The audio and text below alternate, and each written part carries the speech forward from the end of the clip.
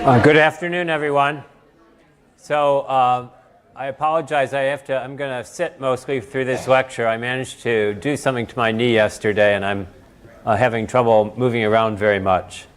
But today, what we're going to talk about is input-output, what it looks like from the programmer's perspective.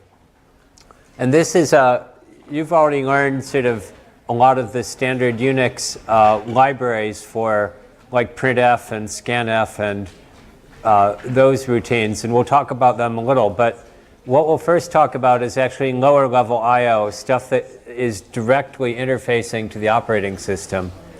And this is what you're going to need to learn about. Partly some of this material you're going to need for the next lab that comes out at midnight tonight, the Shell lab. And you'll need to also, you'll be revisiting this at several other labs along the course, including the final lab, the web proxy lab. So this is sort of where we're really digging down deeply into this type of programming you do if you're writing system software, things that are very just barely above the operating system level. And I know for myself, learning this material, I actually learned this material from 213. My co-author, Dave O'Halloran, is the one who knew this stuff already. He wrote that part of the book. I learned it by reading the book just like you are. But I found it actually very useful to know in a variety of different other situations I've been in the meantime. This is quite a few years ago. And so I think it's worth understanding. And I'll also mention this kind of material usually is taught, you don't really see it covered in most books, except for ones that are really oriented toward system programmers and are fairly arcane. Or you try and learn it by reading man pages, and that's a fairly cryptic way to try and understand sort of a set of abstractions provided by an API. So I hope you'll find this useful. So what we'll talk about then is what I mentioned, this low-level I/O that is supported by Unix and other related operating systems. And then a package called RIO, which stands for Robust I/O. And you will actually not be using this package until the last lab for the course, the proxy lab, at which time you'll use it a lot. But it's worth looking at, and partly it's in the book, it's well documented in the book. And if you really want to understand how software works or a system works, the best thing you can do is there's good quality source code to look at and study, you can learn a lot from doing that. And I really recommend for that chapter in the book that you go ahead and study all of the code that makes up RIO. It's not a huge amount. And just get an appreciation for the subtleties involved in how you deal with errors, how you deal with exceptional conditions, and things like that. And then we'll talk some about how files are represented, the sort of various data structures behind files, how they support standard I/O and I/O redirection in Unix. And we'll also talk about the so-called buffered I/O, the I/O that you're more familiar with in C when you use printf and scanf. So Unix actually has a much simpler and more unified view of I/O than any other operating system, and it's one of the nice design features of it, is that a lot of abstractions are built into the notion of a file, and a file is really just a sequence of bytes. And in Unix does not distinguish between different classes of files, unlike, say, Windows or earlier versions of the Macintosh operating system. It just thinks of them as bytes. And at the operating system level has essentially no understanding of a more detailed structure inside of a file. And one of the things it does is a file is normally originally thought of as something that's stored on, say, a disk drive or some other external storage device, and that you open, you read it, or write it, you close it, those sort of standard operations. But Unix also uses the notion of a file to represent many other different things, including, for example, the devices that are the I/O devices that are connected to a particular machine. The TTY stands for teletype, which is antique terminology for how people used to actually interface typewriters to computers. The other thing that are viewed as like files are the network connections, what are known as sockets. And when you do communication over the internet, you do it by, you send a message by writing to a socket, and you accept incoming communication by reading from a socket. And so the same low-level API is the same whether you're reading or writing files on your disk drive or sending packets over the internet.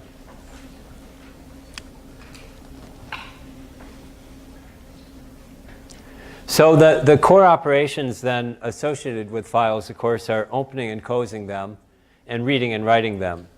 The other sort of attribute that's associated with most but not all files is what's called the file position. So if you imagine when you're reading from a file, you don't want to always start at the beginning every time you do a read. You read some data and then you read some more data. And so that's tracked by a file position, which is just a counter that says how many bytes have been read from this file so far, so that I know where to go. And you can actually even alter that value with a various classes of operation called seeking, which is just a way of changing the file pointer, position pointer. Now that doesn't work too well if your input is a terminal, where you can't move. You can't sort of back up and recover data that was presented to it earlier, or jump ahead and start accepting data that hasn't been typed yet. So there's some kinds of files have a file position and seeking, and others don't. Similarly to a network socket, you can't jump a socket forward in time. You can only read or write the particular packets as they come in. But in general, think of it then as the file position as part of the data associated with an open file that tells me how far along in this file have I read or written. And then, again, the files are, because there's all these different things, they're sort of unified in this file abstraction, but obviously there's differences and different attributes to them. And so there's sort of many different categories and subcategories, but the ones we'll think about are regular files. Just think of things that are on a disk drive. Directories, which is a directory is considered a type of file, meaning the data that's in there is just as a file, but of course it's a special kind of file in that it actually does have an interpretation. The entries in that file describe the locations and attributes of other files. And then, as I mentioned, the term socket is a connection to a network. And it's both for sending and for receiving messages over the network. There's other files that we won't really talk about. For example, when you pipe, from one application to another, that's both the output of the first program and the input of the second are special types of files called pipes. And they're handled by writing is putting something into the pipe, and reading is to take something out of that pipe. Something called a symbolic link, which is just a way that you can have multiple names for a file and pointers to a file that aren't really without having to make separate copies of a file. And then other special types of devices. So we won't really, we'll only consider for the first three types of files, and in fact for today mostly the first two.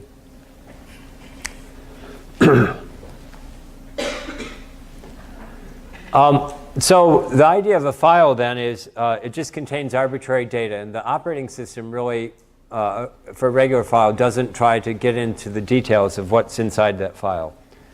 And there's some class of applications that will distinguish between a text file and a binary file.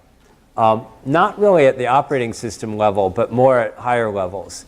And the main difference with that is that a text file should only have the standard characters of ASCII, or another class would be various encodings that allow you to do encodings of non-English alphabets. And binary files would be things like an image or a actual object code, or a video or audio file, or something that within that code there's a sequence of bytes that are encoding numbers in some form directly. And then the main thing about a text file is that there's certain functions that distinguish a new line character, meaning the end of a line of text. And you already learned about that character. It's got the code 0A as a byte code, and that became one of the forbidden codes of your attacks, because it would be interpreted as a new line by the function getS. Just to mention that, and this is one place when you're transferring files between, say, a Windows machine and a Linux or a Mac, one of the things, if it's a text file, that has to be changed is the two classes of systems have different ways of encoding when is the end of a line.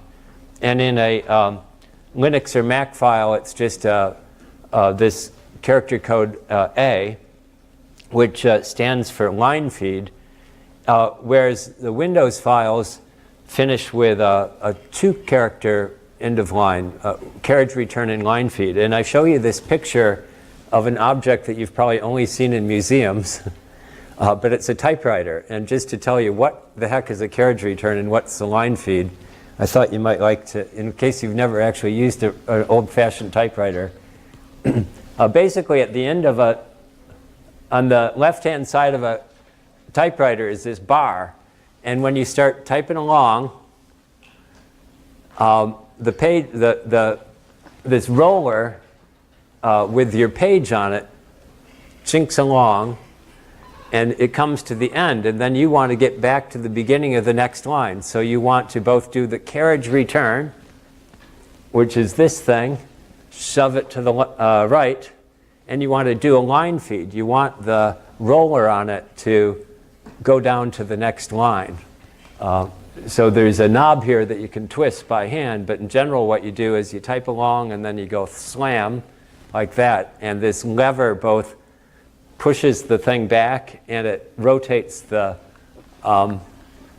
roller by 1 line's worth. And so carriage return line feed is where that actually comes from, in case you wondered. And then a directory, as I mentioned, it's stored as a file, but it's a file that the operating system, at least the file system part of the operating system, actually interprets in very specific ways. And as you know, within every directory, there's 2 special files, dot and dot dot, referring to the local file and its parent in the tree structure. And so in most systems that I know of, there's a sort of hierarchical organization to the files. We're not going to talk much about file systems, but there's a hierarchical organization, and that's maintained as a series of files, each being the directory, and the directory then is a pointer to its subdirectory, which again are files. And so what's referred to in Unix terminology and most other operating systems, what's known as a path name, is a way to navigate through this hierarchy of files and identify one particular one. And so that all comes to say that the low-level Unix operations that you use to implement this are to open a file, to read it and write it, and to close it. And those are the names of the functions. So the open function, then you give a path name. And remember, path names can be absolute, meaning that they start with a slash and they go all the way down the hierarchy. They can be relative to a particular, whatever your current directory is, and they can also be relative to a user if you use the tilde slash or tilde, then that's sort of a shortcut in this path name to get to particular users. So a path name can be any of those forms when you open it. It just has to be some way that, just like you specify in other places, that you tell where this particular file is you're trying to open. And so it's given a path name, and then it's given a integer code that says, what do you want to do when you open this file? In what form do you want to open it? And that's specified by a series of constants that are already predefined when you include the appropriate files. And you can, and those actually get bitwise. Each of those is a 1-bit flag in some power of 2 position, or it's a position 1 bit in a field somewhere. And so you can logically OR those together if you want multiple combinations. So for example, I can say read only. I can say read and write. I can say append, meaning don't, if I'm opening it to write, don't start writing at the beginning, start writing it wherever the end of the file is now. So all those can be done, and this is described in the book, by using the right set of names of constants and ORing them together. And that will return something that's called a file descriptor. And that's a very important idea that, and one of the reasons why we're talking about this today, this is going to be very important in your lab, is the notion of a file descriptor, which is just a small integer that lists which particular one of the open files that's being used by this particular program are you referring to. And so it's a small number because these are assigned sequentially when you begin your program and you run. And you're in fact limited on most machines to some bounded number of open files you're allowed to have at any time. In fact, if you go to, let's see, if you're on a machine and you type in limit,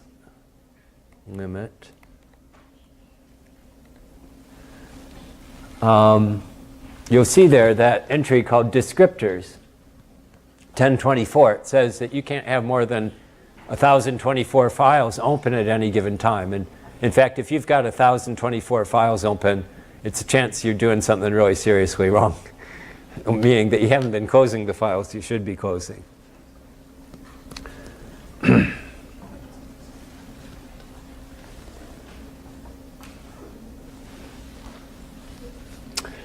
And all of the system calls, including these, always have a return code. And the return codes vary. Sometimes a negative number is an error. Sometimes a 0 is an error. They're all different and all confusing and all inscrutable. So you have to look at the documentation for every single one of those functions. And one of the rules we're going to hammer away at in this course is every time you make a system call, you should check the return code to see if there's an error, and then do some appropriate way of handling that error. That's just a practice. It's a pain in the butt. It makes your code look like a rat's nest of conditionals.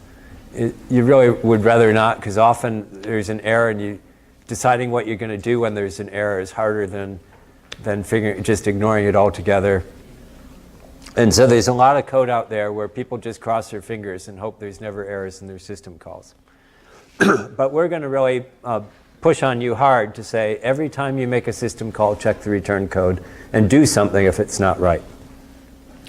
And so the open will return a number. It's an int that it returns, but if it's a negative number, that means it couldn't open the file. For example, the file doesn't exist, or you're trying to open it in a mode that you're not authorized to open it in. So there's 3 particular file descriptors associated with every single process that runs. One is standard input, the other is standard output, and the third is standard error. And they always have file descriptor numbers 0, 1, and 2. And so that you shouldn't really refer to them by their file descriptor numbers, even though you actually can reliably depend on those values. Similarly, if you want to close a file, so open, you see you give a path name and a one integer field that gives these flags that say something about the modes in which you want to open it. To close a file, you just say close and you give the file descriptor number, not the name of the file. And it returns a return code too. So you might say, now why in the world could you ever get an error closing a file if it's open? And the answer is that actually can happen. In particular, we'll see when we have multi-threaded programs where it's possible to have essentially two programs running at the same time sharing their data structures and interacting with each other, sharing their memory. It's a very important kind of programming and one that you can really make bad, horrible mistakes in. And one of the bad, horrible mistakes is if you try to close a file that's already been closed, it'll be an error. And that can happen if there's two different parts of your program running and each of them tries to close the file. So in the book and in this code you'll see we introduced some error handling routines, one of which is called p-error, and all it does is print some whatever message you want to print, and then it exits the program.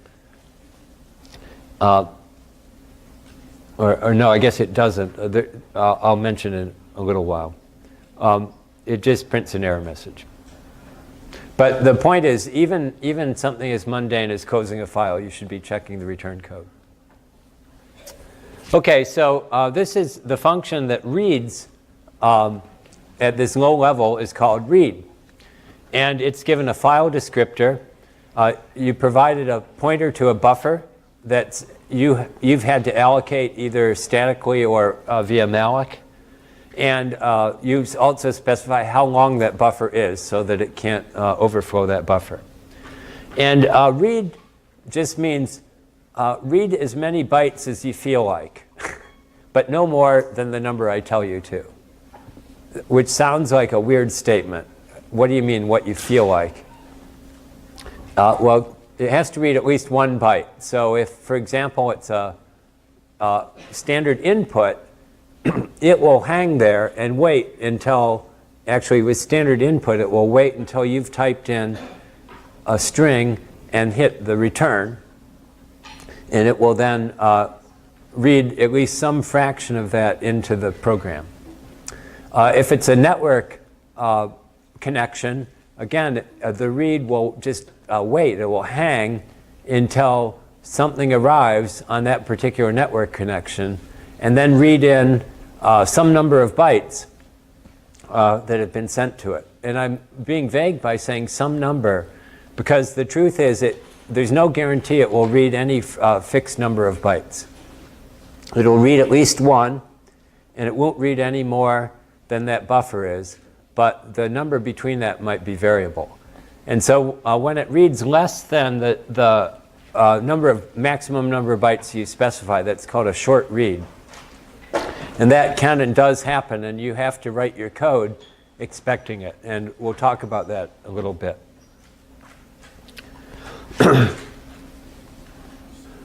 And so again, read returns a signed number, actually of data type S size T, like SSIZE underscore T, which is typically a long int. So it potentially negative number. And that number is, if it's 0, it means that it's detected an end of file, that you've run to the end of the stored file, that the network connection has been closed or something has happened. If it's positive, then that's the number of bytes that were read. And if it's negative, it's an error code.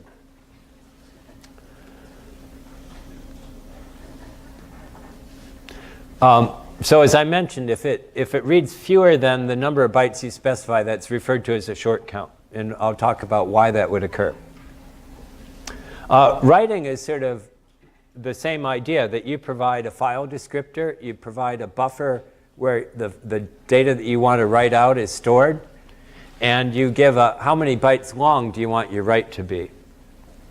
And it will write some number of bytes to the output, at least one, and no more than n bytes, but it might not be all of them, which is kind of weird because he said, I want to write this, I want to send it to a file, I want to send it over the internet, but it can potentially not send them all. And we'll talk about that a little bit. So again, that's called a short write. And similarly, it will return the number of bytes that were written. And so if it's less than 0, that's an error code. So just to give you a really simple example of this in action, this code does what you call echoing, meaning that you type in something and it will print it out. And it does it in the most mundane way possible by reading, specifying a single byte reads and single byte writes. So you remember I told you read will read at least 1 byte, but no more than the number you've told it. So when you give it 1, it means it will read exactly 1 byte. And similarly with write, if you say write 1 byte, that's guaranteed to happen. And so this is really, really bad code in the sense that call to read or to write the system level call is a relatively expensive call. It means kicking your whole operation up to the operating system, doing what's called a context switch, meaning it will go into the kernel of the system, invoke operating system functions, do whatever the read or write tells it to do, come back out, switch back to your job. And that will typically take maybe 20,000 to 40,000 clock cycles, which, you know, a clock cycle nowadays is less than a nanosecond. So you say, yeah, it's, you're talking maybe 10 microseconds. What's the big deal there? But that'll add up. If you start sending long files out over you know, millions of bytes, if you start sending them 1 byte at a time, you'll spend most of that time sitting in the operating system going crazy. So this is not a good idea, but it does work. And that's actually an easy mistake you can make as a programmer is to use this low-level writing and reading. And the program will function fine. It's just it will be really, really slow. But just to give you a demo of this idea of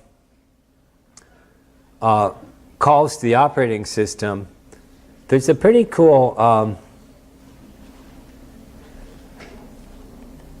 so this program, and this is on the web, linked off the web page, the code for this lecture. So this one called CP standard in, meaning copy standard input, is just the code I showed you. And so if you type something, it will just echo it back. So it's reading in. So it looks to you and to me like it's reading a line of text and then echoing it back. But what it's actually doing is, again, the interface to the terminal is one that it doesn't actually wake up this code until it gets a complete line. But it's actually just printing these characters back one character at a time. And I can demo that by, there's a pretty interesting facility called tracing, strace. And what strace will do if you give it the name of a program is it will detect every system call that you make, every basically call to the operating system functions that you make when you run a program. And it will generally spew out this huge amount of inscrutable stuff that you don't really want to see. I'll just show you this.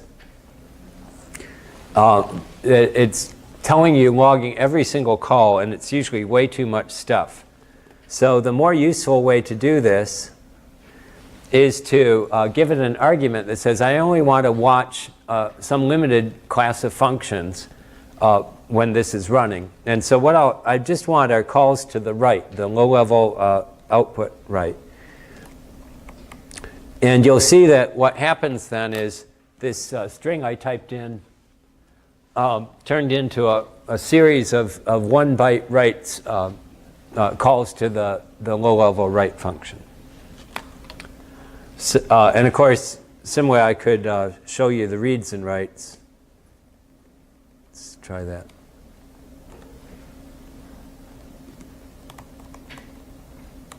And it's all confused because I'm meshing. This comes out on standard error, but on the terminal it's sort of interleaving standard error and standard out, so it's kind of messy to look at. But again, you can see that it's taking my characters and it's reading 1 and writing 1 in this loop.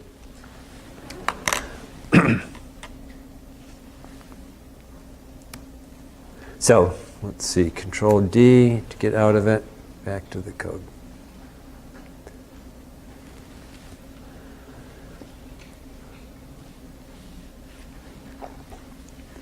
So what's this short count business? Why would that occur? Well, there's a couple ones. As I mentioned, if you counter an end of file, you're not going to read in however many bytes you're given for the buffer. If you were reading text lines from a terminal, the terminal handler will just send a line's worth at a time with the new line character terminating it.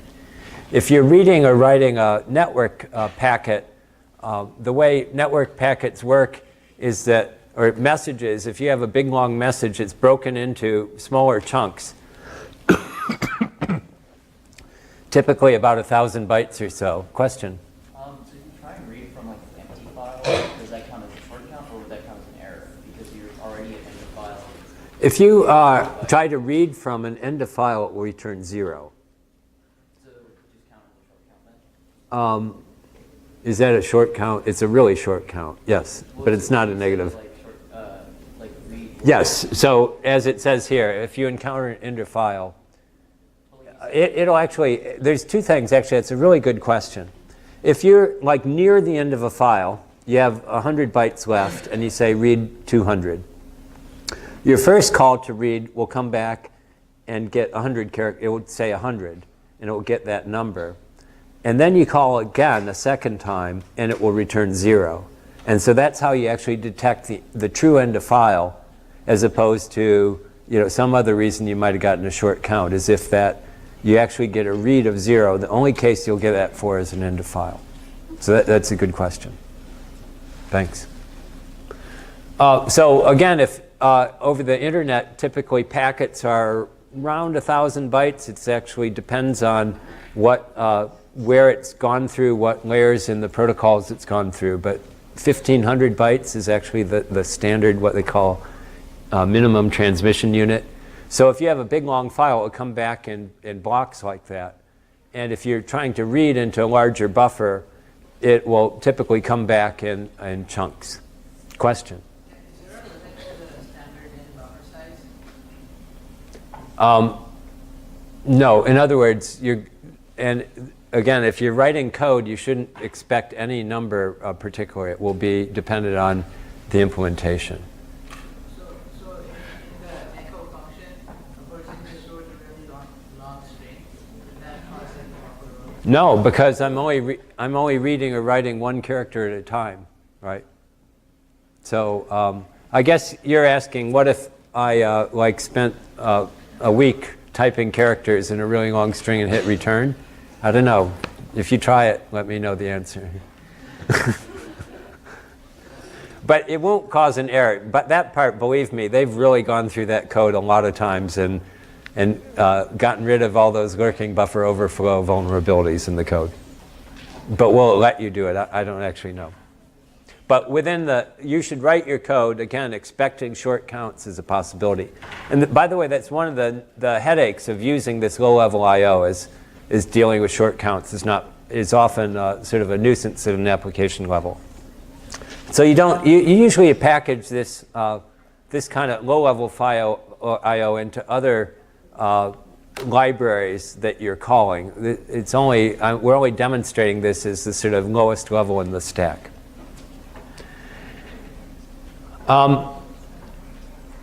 And writing also can give you a short count. For example, if you're sending packets over a network, it will only send as many as that packet can hold, and then return back to you. And you have to keep pumping them out to send the different packets. And so usually when you write code that uses this low-level I/O, you have to anticipate these short counts. So Professor O'Halloran wrote a package called Rio. And you'll, for now, we'll just talk about what this package is. This is a package that you're really going to want to use for the final lab for the course. And so for right now, it's more of a high level. Here's an example of code that uses low-level I/O and packages up in a way that makes it a little bit more palatable. So Rio provides actually a number of different, two different, well, actually two different levels of interface to the file, this file I/O. The lowest one is basically just a fairly small wrapper around the existing the I/O, the reads and writes you saw, that will handle the short count issue. And so when you say with Rio, if you make a call to the readN function and you say some number of bytes, then that function will not return until it's read that number of bytes. So better be careful that that many bytes are there if it's a network socket or a file. Well, because it will flag an error message if it's, well, it will actually hang up if it's a network connection waiting to read the bytes, or return an error if it hits an end of file when it's not expecting. And similarly with writeN, is sort of a wrapper around the write function that will deal with, just loop until the short counts are taken care of. And then there's another class of I/O that's called buffered I/O. And this is what you really want to use in practice, and what you mostly use with the standard Unix I/O functions, is that you want to, within the user code, build up a little buffer of bytes that have either been read in but not yet consumed by the application program, or you accumulate some number of bytes in your program before it's actually shoved out into the file or out onto the network. There's two versions of that. One is a text-oriented, line-oriented I/O, and the other is just a byte-oriented I/O. So let's go through what the functions are and actually look at the code for them. So as I mentioned, the ones called readN and writeN are just very thin. They have the same general semantics as the read and write, but they deal with the short count issue. So let's actually take a look at readN. So again, readN is given a file descriptor, a destination buffer, and a indication of how many characters, how many bytes it's supposed to read, and it's supposed to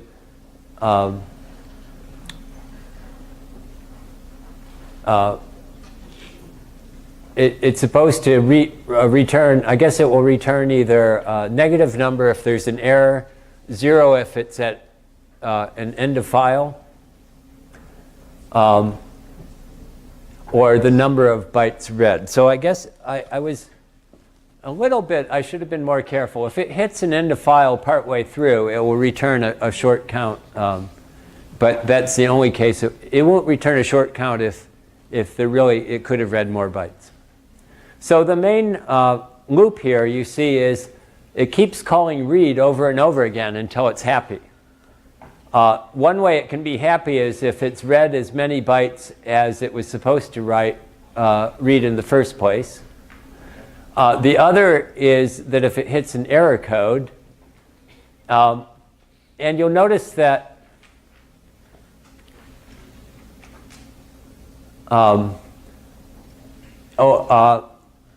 and that there's some subtlety of tracking which type of error that is, but in general, the common case is it will return the negative number indicating an error. If if the number read is 0, then that indicated an end of file. And so what it will return is as many bytes as it's read, so it will return the short count. And here it's just saying, okay, I've read this number of bytes, and increment and decrement the right values. So the point is it will keep looping, keep doing reads until it either gets the number of bytes it should, it hits an error, or it encounters an end of file. And you'll see it has, it's checking for all these different error conditions for every call it makes. So this code, by the way, is sort of typical that it looks a little messy when you first look at it, but if you sort of study it, it all makes sense. So now let's talk about buffered I/O and what buffered I/O is. And this is a very important concept, so that's part of the reason we want to show you the code for it.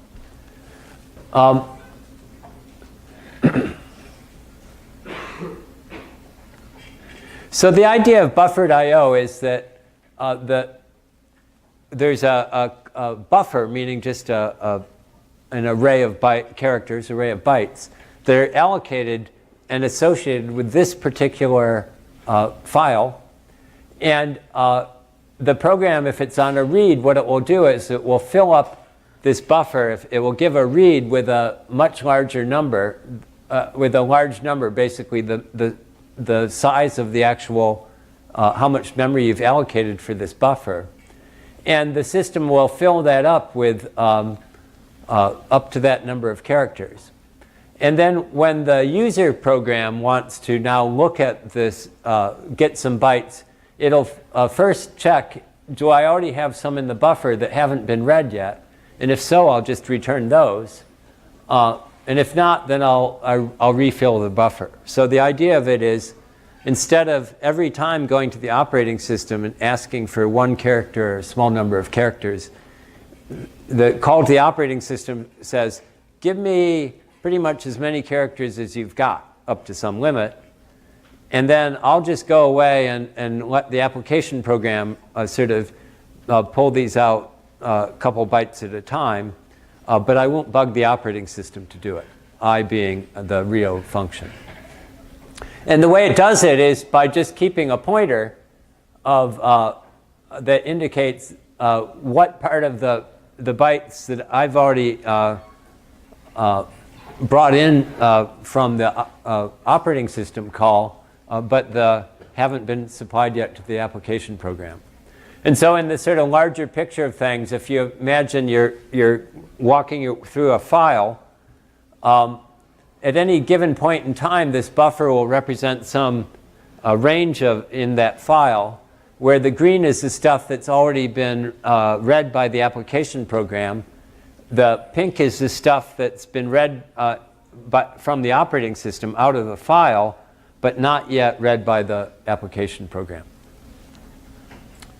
And the way this is implemented, once you think about it, it's not too hard to do, is that associated with every file connection then is a file descriptor, a count that tells you how many bytes there are that have not been read yet, a pointer to where this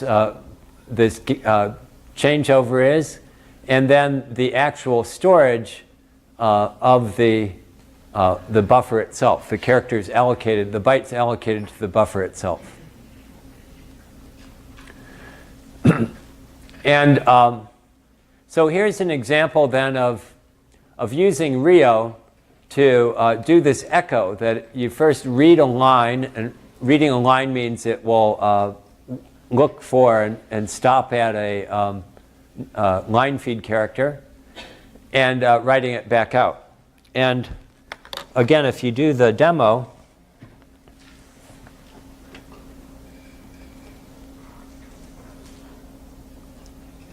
of this code,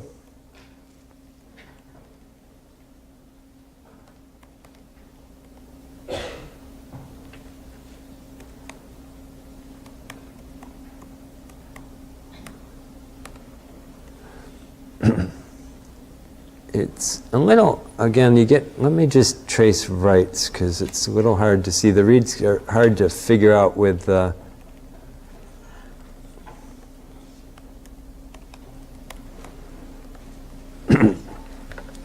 so you'll see that it's read the whole line, and now it's done at the operating system level. It's written just one chunk's worth, one call to the operating system's write function, instead of byte by byte.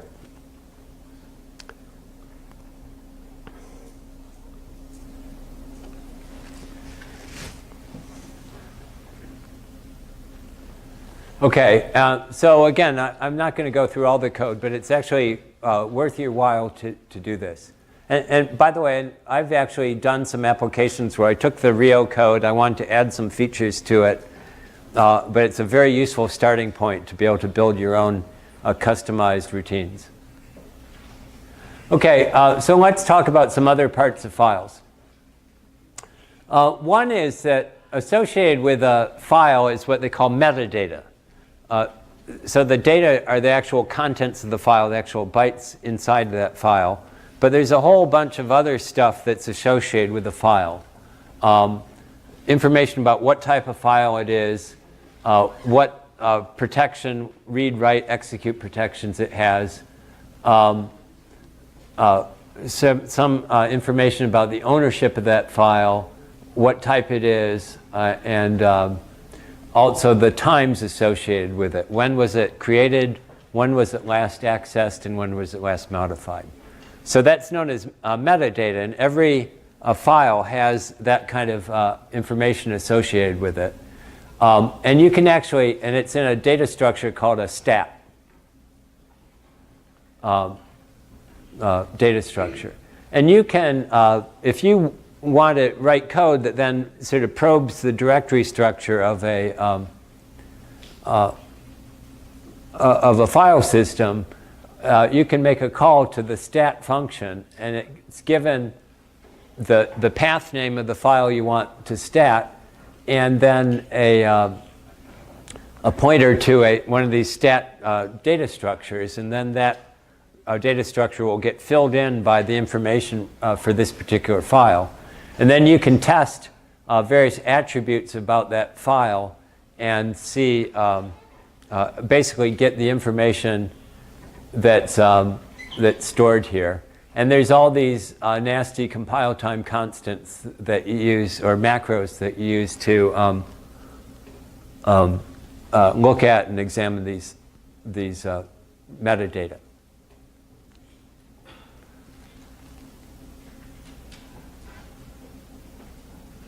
So here's an example. I won't do it, but it's a function called stat check. It's in the same directory. And so if you check some file, it will typically say, well, it's a regular file, and yes, you're allowed to read it. But now if I call chmod to set all the protections to 0, it'll say, no, you can't read it now. And so again, it's just making use of this data here. So now, this is the part that gets a lot more tricky, is how are all this information about files actually represented by the programs? Question? Sorry, could you explain what stat does again? Yes. Stat just...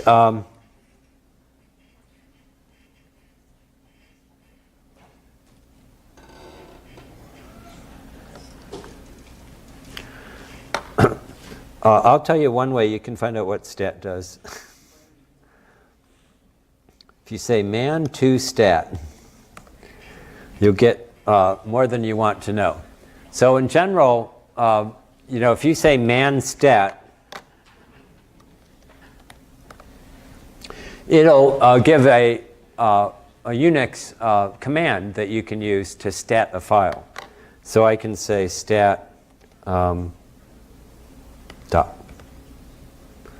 And it will print out some information about a file. In this case, my local directory. Let's see. I can stat any file here, and it will print out some cryptic information about it. But if you say man2stat, the Unix man pages are divided into different categories. And things that are system calls, Unix system library calls, are typically in section 2 of the man pages. And so that will return information about it. But the main point of it is stat is then a function that you call where you give it a path name and a pointer to a buffer that you want it, and it will then fill in the contents of the buffer with the information about that particular file. And the form that it fills it in is one of these data structures called a struct stat. And that's pretty typical of a lot of these functions, is that they have some predefined struct, and if you want to get get information, you allocate one of those structs, you pass a pointer to it, and then the library function will fill in the details. Does that make sense? Yeah. Okay.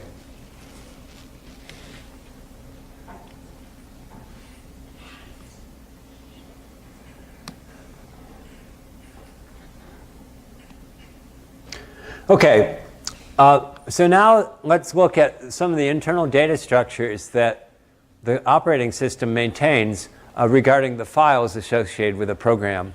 And this is a source of really nasty exam problems, I'll just warn you. So you're going to want to read this part of the book carefully, study the practice problems, look at the old exams, because I can guarantee you're going to get some of these on the final. That's a promise. And they can be infinitely obscure, so we can torture you with these.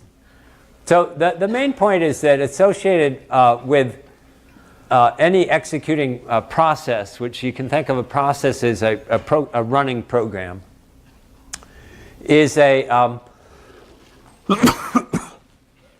something called the descriptor table. And what that contains is for every open file that you have, it has a pointer to a data structure called an entry in a table that's maintained by the operating system globally, which describes each of the open files. Actually, every time a file is opened, that allocates a record in this open file table. And so, as I mentioned, file descriptors 0, 1, and 2 have specific meanings. And the other files are other ones that you've opened during the course of your program execution and have not yet closed.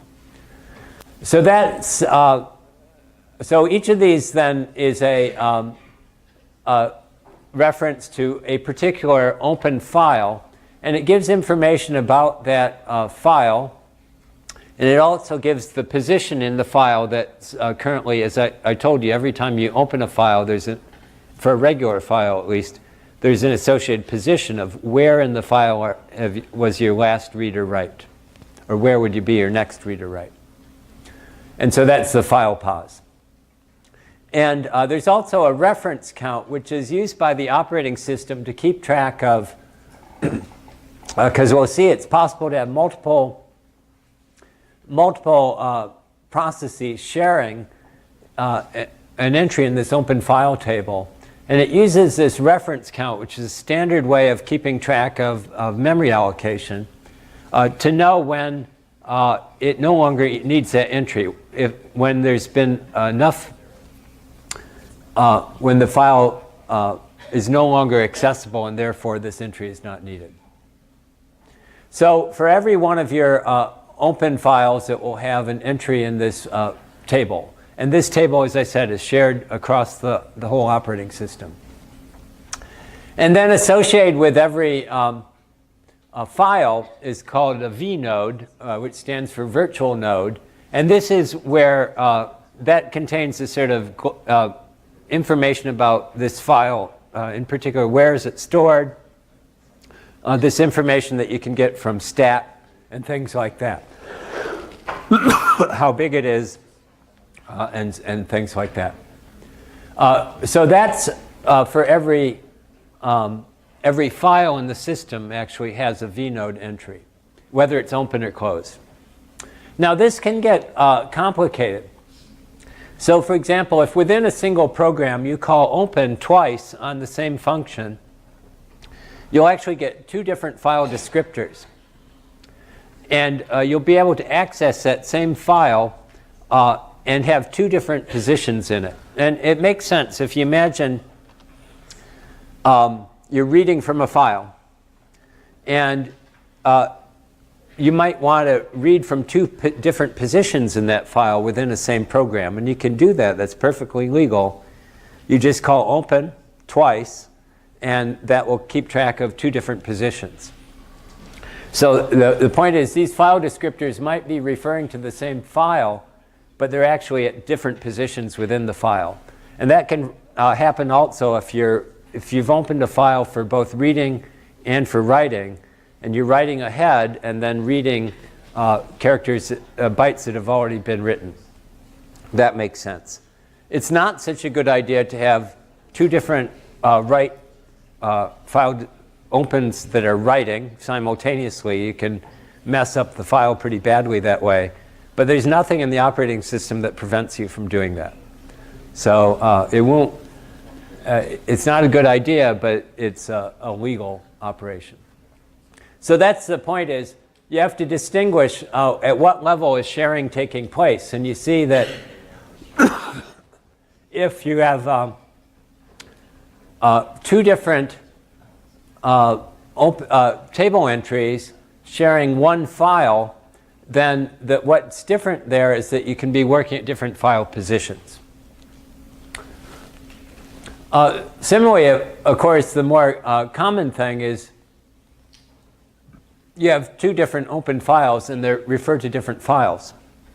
But now, and this is where life gets exciting, if you call fork, you remember about fork that it spawns a child, but the child inherits a lot of information from its parent. And one of the things it inherits is its descriptor table. It gets a replica of that descriptor table. And so now both the parent and the child have identical entries in their descriptor table. And so they're sharing files, but not at the file level, but at the open file table.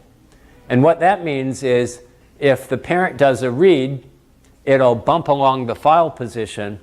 And if the child now does a read, it will see this from this new position. So you can see why the exam problems get really interesting. That we'll keep track of all these different possibilities, and they'll do different things. And then, of course, the parent or the child can start opening and closing their own files as well, and that will get very messy.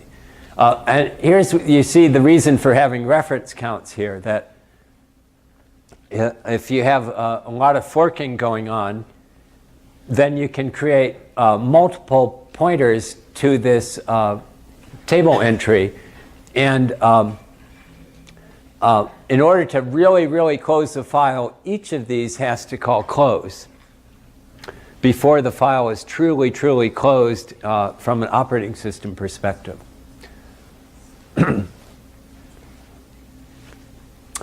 So there's other fun things that make life interesting too, and contribute to the exam problem possibilities. One is a call called dupe2. And the purpose of dupe2 is to excuse me, duplicate a entry in the descriptor table. And the most common use of that is IO redirection, the either greater or less than sign to either read the, instead of from standard input from a file, or instead of writing to standard output, to write to a file. And the way the operating system actually implements that is shortly after starting the program, it will call dupe2 to make it so that the file descriptor 1 is not the standard output of the for this process, but it's actually the original standard output, but it's actually a descriptor for the file that it's supposed to write to. And same with if it's doing input redirection. And, but you can call dup2 yourself and do these kind of things, and there's actually good reasons for doing so.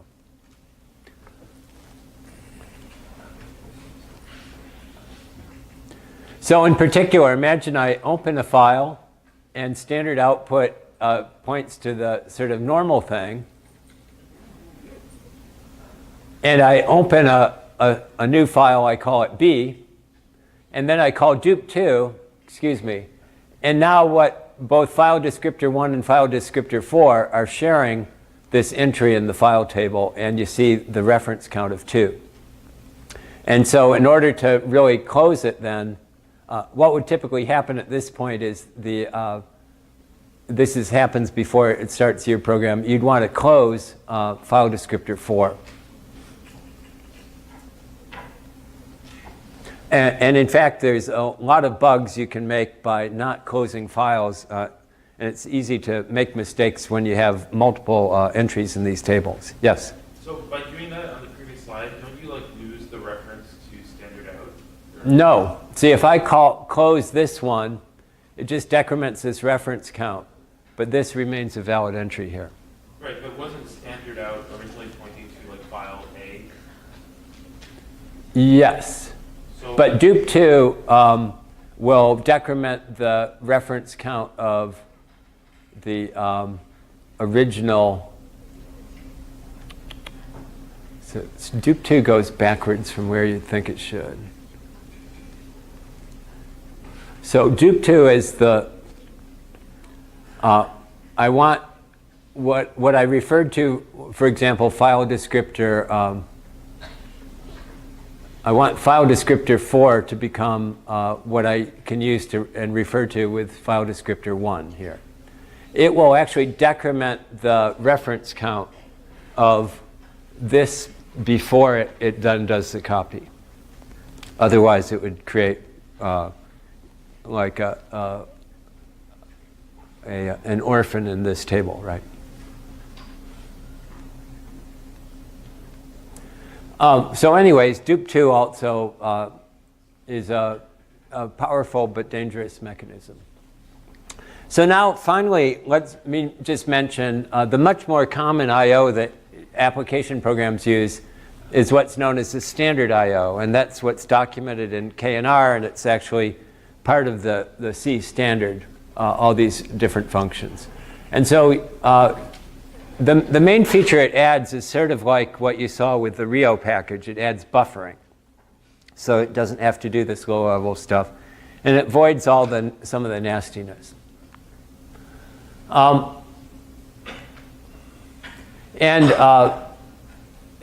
The way it works is what we've already seen. It uses buffering to do the I.O. So just as an example,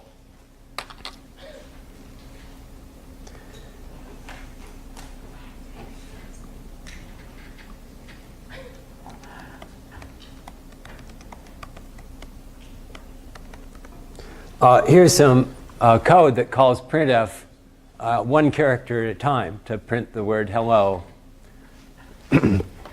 But if I run that and I strace it,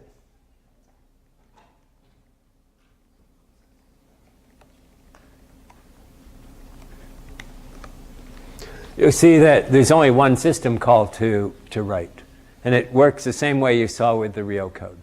It builds up a buffer, and it's not until this call to fflush that forces the output to actually be printed output. Usually that happens automatically, actually, if you printf a line feed, it will flush it. So I think that call to fflush is probably redundant here.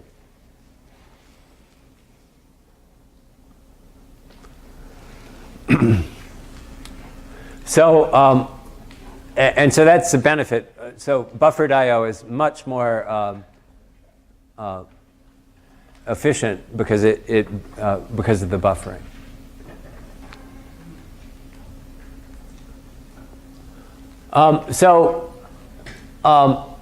As a result, we've now seen three different types of I/O. There's the low-level I/O referred to as Unix I/O. You saw this package that was written specifically for the book and for the course called Rio. And then there's a much larger and, in fact, richer set of I/O functions provided by the Unix standard library. So you might ask a couple questions. One is, well, why the heck did you write this when you've already got that? If Unix provides buffered I/O, why did you do it yourself? And the reason is this stuff it works really well for the I/O you do to a terminal or to files, but it doesn't do very well with network connections. It wasn't really designed for that, and so it gets really messed up. And so the main reason you're going to find yourself using this is when you're starting to use network connections. The other thing is these do not coexist very well, buffered I/O with Rio I/O, because they each maintain their own buffers and they don't know about each other, and they get terribly confused. So you kind of have to pick one or the other with respect to any particular I/O connection, and don't try to mix and match them. So like I said, Unix I/O, then the low-level stuff, from an application perspective, it's like really painful to use, especially with short counts and error codes and all of that stuff. And so in general, you want to either write your own package or use some other package around it. And so as I said, standard I/O, it gives you printf and scanf and all these nice features. It's uniform. It exists on all systems. It's reasonably standardized.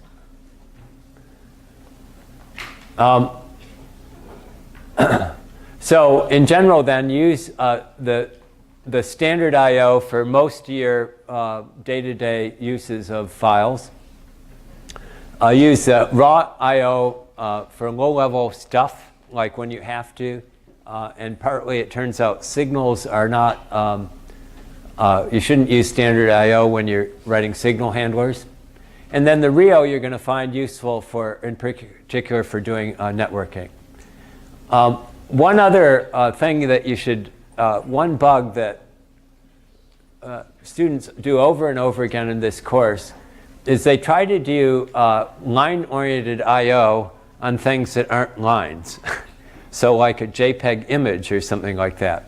And the reason that's important is that these functions treat the end-of-line character, 0A, as a very special character. They'll stop reading or something like that. Or if it's going between Windows and Unix, it will actually change one from carriage return from line feed to carriage return line feed.